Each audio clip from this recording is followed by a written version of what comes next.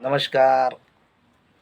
आयुर्वेद व अंकविषय न्यूमरोलॉजिस्ट या यूट्यूब चॅनलवर मी डॉक्टर निलेश पाटील आपले मनपूर्वक स्वागत करतो. मित्रांनो, आज आपण तुमच्या सेवेत परत हजर झालेला आहे एक नवीन टॉपिक घेऊन. तो म्हणजे मेंदूविकार, शिरोरोग.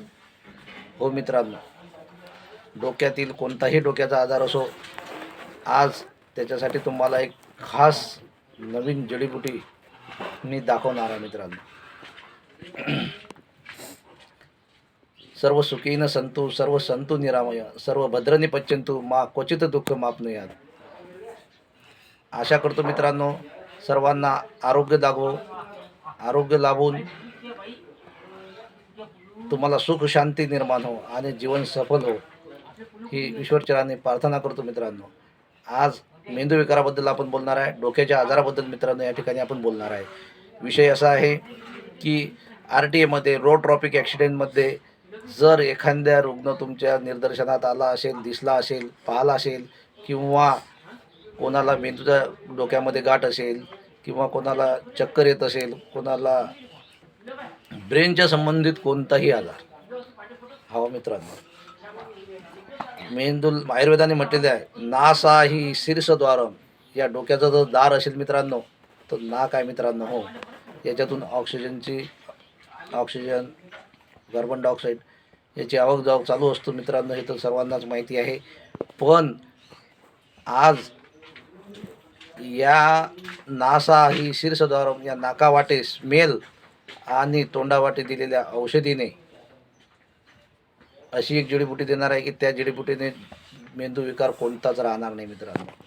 हा, तुम्ही अशा रुग्णांना जर समजा दवाखान्यात भरती केलेलं आहे, RTMमुळे भरती केलं बा, रोड ट्रॉफिकमध्ये ॲक्सिडेंट झाला, मेंदूला मेजर मार लागला आणि त्याला ट्रॉमा सेंटरमध्ये भरती केलं.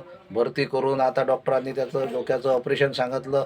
डोक्याचं ऑपरेशन सांगितल्यानंतर त्याला डॉक्टर म्हणतात आता ऑपरेशनशिवाय इलाज नाही, पण आता तुम्ही कर्जन करा, आशा काहीच नाही आहे, तुम्ही घरी घेऊन जाऊ शकता.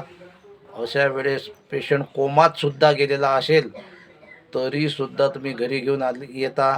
त्यावेळेस तुमच्या पेशंटला नाकातून नळी टाकलेली असते, त्याच्यातूनच लिक्विड डाएट अनाज चालू असते.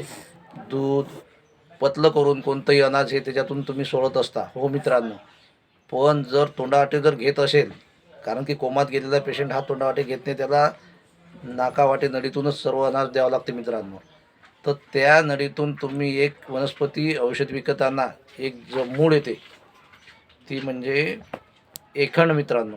एखंड हे पारसावर उगाळून गोमूत्रात ते 5 ml सकाळी आणि 5 ml संध्याकाळी ते त्याला आरटीतून द्या, त्या नळीतून द्या आणि त्यांच्या जिभेला पण चाटण करा आणि त्याचा स्मेल द्या मित्रांनो. हो, स्मेलमुळे मेंदूचे फंक्शन ओपन होतील, झालेला ब्लिडिंग, इंजुरी याच्यावर पण प्रादुर्भाव होईल आणि सेन्सेशन मेंदूचे परत जाग्यावर येतील आणि 5च दिवसात आय ओपनिंग करीन, डोळे उघडील पेशंट मित्रांनो. नंतर हळूहळूची असं इम्प्रूव्हमेंट येणार, फरक पडेल पेशंटला. तुम्ही करा, अनुभवा आणि सांगा. लाईक करा, शेअर करा, सबस्क्राईब करा मित्रांनो. बस हीच एक विनंती. थँक्यू.